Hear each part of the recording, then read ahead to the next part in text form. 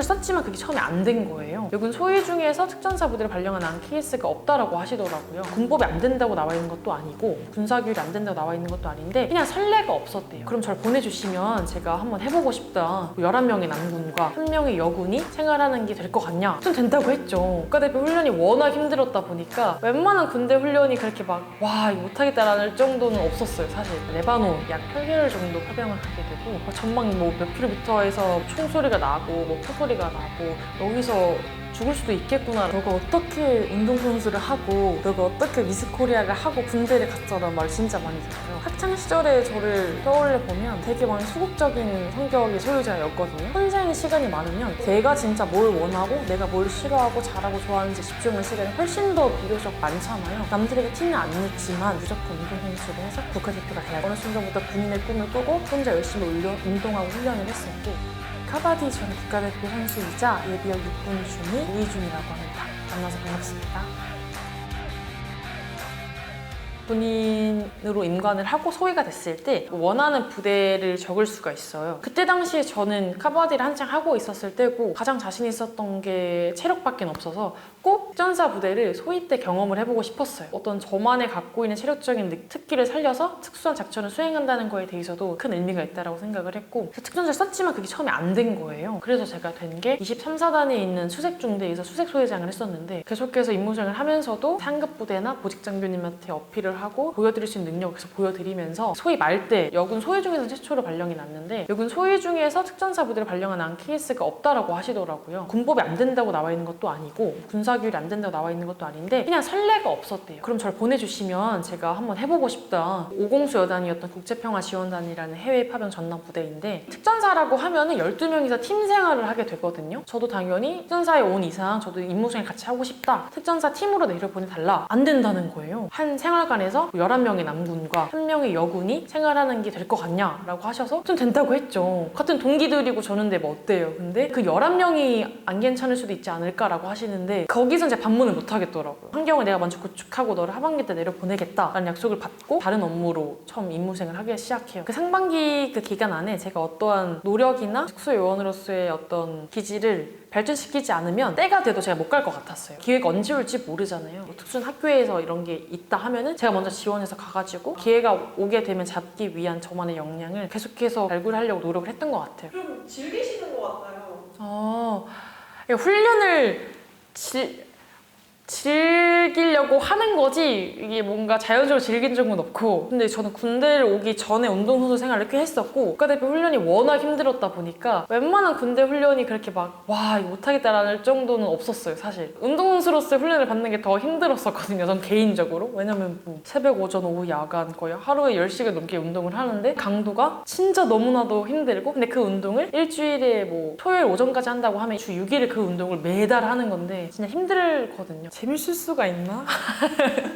훈련 자체적으로 봤을 때 재밌었던 훈련은 없었던 것 같고 특히 다른 인원들도 그랬겠지만 마음가짐이 항상 달랐던 게 전투복을 입는 이상 항상 태극기를 부착을 하고 임무수행을 하게 되는데 그래서 그런지 어떤 훈련이나 임무수행을 할 때마다 재미가 느꼈던 적은 없었던 것 같고 항상 뭔가 더 많은 부담감과 책임감을 들었던 것 같아요. 오늘 하루 임무수행을 하는 게 누군가가 알아봐주지 않고 이게 크게 어떤 우리나라의 안보에 눈이 띄게 어떤 영향을 주는 하루가 아닐지언정 내가 오늘 이 자리에 있기 때문에 뭔가 우리나라가 조금 더 안전할 수 있다라는 생각을 개인적으로 되게 많이 했었고 오히려 여군이라서 그랬나 그런 재미를 느껴볼 수 있었던 순간은 없었던 것 같아요. 제가 성별이 여자니까 여군으로 불릴 수 있는 건 어쩔 수 없지만 저는 최대한 그 군생활 하는 내내 여군이라고 불리지 않기 위해서 되게 많이 노력을 했어요. 뭐 체력적으로도 그랬고 임무수행을 할 때도 그렇고 뭐 야 쟤 여군이니까 혹은 여자니까 좀 봐줘 이런 소리 절대 안 들으려고 남군이랑 여군 기준이 뭔가 다르다 무조건 남군 기준을 맞춰서 하려고 했었고 그런 기준이 딱히 없더라고 하더라도 그 누군가와 비교가 안 되게 제일 잘하려고 했어요. 그런 생각을 하고 임무생을 3년 정도 하다 보니까 매 순간 웃으면서 임했던 건 없었던 것 같아요. 레바논 약 8개월 정도 파병을 가게 되고 평화유지군로 가는 거기 때문에 저희의 이제 상급 부대는 이제 유엔이 돼요. 그래서 저희 베레모는 한국군 베레모가 아니라 하늘 색깔 평화유지군을 상징하는 베레모를 쓰게 되고 가장 기억에 남는 훈련 중에 하나가 현재도 계속 전시생활이긴 하지만 언제 이제 그런 긴급한 상황이 벌어질 수도 있고 대피를 해야 되는 상황이 있을 수도 있으니까 실제 이런 뭐 레바논 현지인들이나 레바논이라는 국가에서 임무 수행을 하고 있는 다양한 민간 유엔 직원들을 대피시킬 수 있는 그런 훈련들도 많이 하고요. 지금과 같은 분위기가 뭐 작년에도 없었다고 말씀을 드리긴 어렵고 그 안에서도 정말 큰 것들은 많이 보도가 되지만 작고 작은 어떤 사건 사고들이 정말 많아요. 일단 이스라엘과 레바논 이 사이에 블루라인이라는 어떤 군사 분계선을 기준으로 계속해서 전시 상황이 유지가 되고 있는 거기 때문에 이제 이스라엘이 도발을 해서 벙커 안으로 대피하는 순간들도 정말 많았고 그 현지에서만 저희가 직면할 수 있는 현장들이 되게 많았거든요. 실제로 막 전방 뭐 몇 킬로미터에서 총소리가 나고 뭐 포소리가 나고 아 이게 여기서 죽을 수도 있겠구나라는 생각을 계속 하게 되는 것 같아요.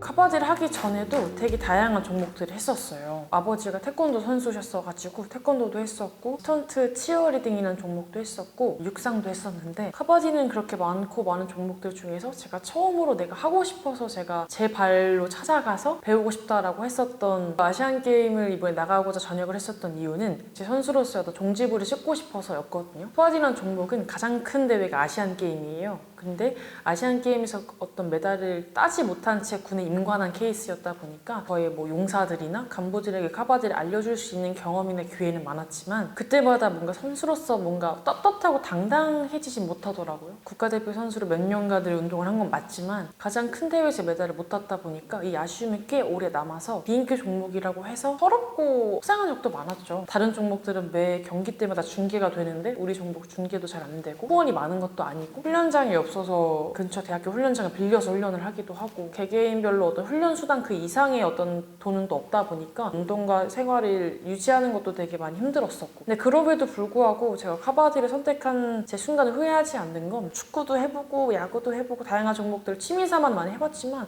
카바디만큼 제가 재미를 느끼고 내가 이걸 업으로 삼고 싶다라고 생각을 했던 종목은 없었어요. 지금도 뭐 부모님이나 친구들이 그렇게 물어보는 게 너가 어떻게 운동선수를 하고 너가 어떻게 미스코리아를 하고 군대를 갔어라는 말 진짜 많이 들어요. 학창시절에 저를 떠올려 보면 되게 많이 소극적인 성격의 소유자였거든요. 혼자 있는 시간을 좋아하고 사람들 너무 많으면 기빨려 하고 근데 그렇게 제가 어렸을 때부터 소극적이기 때문에 개인적으로 남들과 노는 시간보다 혼자 있는 시간을 많이 가지게 됐고 혼자 있는 시간이 많으면 내가 진짜 뭘 원하고 내가 뭘 싫어하고 잘하고 좋아하는지 집중을 시간이 훨씬 더 비교적 많잖아요. 중학교 때부터 제가 하고 싶은 걸 빨리빨리 찾았던 것 같아요. 남들에게 티는 안 냈지만 무조건 운동선수를 해서 국가대표가 돼야 되는 생각이 머릿속엔 있었고 티를 내지는 않았지만 어느 순간부터 군인의 꿈을 꾸고 혼자 열심히 운동하고 훈련을 했었고 스턴트 치어리딩 대회를 나갔었을 때 처음으로 나갔던 세계 대회였는데 일본에서 있었어요. 다양한 국가의 선수들이 왔었고 외신 기자분들도 다 언어를 일본어가 아니라 영어로 하셨거든요. 그 외신 기자가 인터뷰를 하는데 그 기자님이 제 눈을 보시고 저한테 마이크를 이렇게 앞으로 내신 거예요. 근데 그때 당시 저는 영어를 못하다 보니까 부끄러운 나머지 저도 이제 밑을 발았어요. 근데 그 장면이 사진으로 남겨져가지고 처음으로 선수로서 어떤 창피함을 느끼는 순간이었어요. 메달을 따고 못 따고 문제가 아니라 내가 영어를 한마디 못해서 그 많은 외신 기자들과 관객들 앞에서 한마디를 못하는 그 순간이 제가 메달을 못 땄을 때보다 더 창피한 거예요. 근데 그게 또 영상이나 사진으로 남아 있으니까 처음으로 이제 영어를 해야겠다는 생각을 그때 들었고 유학을 갔다 온 거죠. 부모님이 형편이 엄청 좋으셨던 것도 아니고 다 100% 빚을 내서 저를 보내주셨던 거거든요. 저는 근데 그런 확신을 들었어요. 내가 이 영어를 하고 못하고가 내 미래에 엄청나게 큰 영향을 미칠 거다라는 확신이 있었고 영어를 내가 하게 됐을 때 지금 부모님이 나에게 투자한 돈보다 몇 배 이상을 내가 꼭 갚아드릴 수 있을 거다라는 뭔가 근거 없는 자신감이 있었던 것 같아요. 이게 뭔가 실패를 했다는 것 자체가 내가 원하는 목표를 못 이뤄서 성취를 못한 거잖아요. 그래서 그걸 직면했을 때 나 실패했어 라고 하는데 그 성취라는 단어에 대한 접근을 다르게 하면 될 것 같아요. 그 실패를 통해서 내가 성취할 수 있는 부분이 워낙 너무 많거든요. 뭐 새로운 해보지도 않았던 분야를 도전을 하거나 내가 해봤는데 안 된 분야를 또 한 번 도전할 수도 있잖아요. 그렇게 되면 우리 이제 머릿속에 그려진 이미지가 뭔가 넘어야 할 것 같은 허들이 내 눈앞에 있는 뭔가 침울한 이미지가 떠오르잖아요. 사실 이게 둘 중에 하나잖아요. 넘던가 못 넘던가 이 허들을 넘으면 그 시기에 그 순간에 이걸 넘을 만한 능력이 된 거고 못 넘으면 그 순간은 부족하다는 판단이 쓰겠죠. 근데 못 넘어봐야 이 다음번에 넘을 수 있을 어떤 다양한 해결책들이 생기잖아요. 아, 이게 생각보다 허들이 높으니까 다음번에 더 높게 점프를 해봐야겠다. 생각보다 도약을 더 빨리 해야 내가 추진력을 얻는구나. 아니면 애초에 허들의 높이가 너무 높았구나. 다음번에 좀 낮춰서 해봐야겠다. 등의 다양한 옵션 값을 실패를 통해서 성취할 수 있는 건데 이거를 성취라고 보지 않고 그냥 실패라고만 바라보니까 새로운 도전을 하는 데 있어서 되게 머무르게 되고 주저하게 되는 것 같아요. 저 역시도 이런 이미지가 항상 떠올라요. 전역을 할 때도 아, 이게 맞는 걸까? 이 허들의 이미지가 떠오르고 이번 아시안게임 출전을 할 때도 아, 내가 할 수 있을까라는 이미지가 떠오르고 허들이 있다고 생각을 하면은 한번 해보고 이 X라는 답을 실패라고만 보지 말고 여러분들이 이걸 했기 때문에 얻을 수 있는 도전보다도 더 값진 성과라고 생각을 하면 좋을 것 같다. 성공을 했던 것도 있었지만 이번에 아시안게임 메달 못 땄던 것처럼 못했던 것도 있어요. 근데